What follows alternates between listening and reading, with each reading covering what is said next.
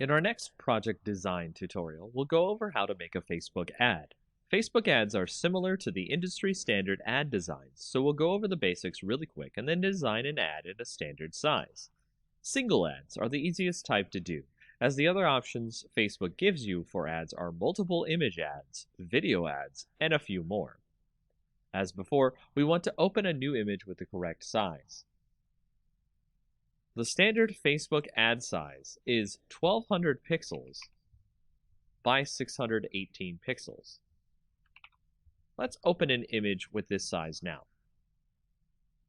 From here, we'll create an image that really pops for our audience. Let's say we're creating an image for a seafood company.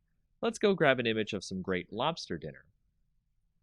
On top of that, you want to make the image have something that stands out for your audience. So adding some text that implies the dinner is irreplaceable or you can't find it anywhere else is to create that type of rarity that clients want their products to have. This is not necessarily true of every ad you make, but a nice quip or message about the product you're advertising will help with the ad.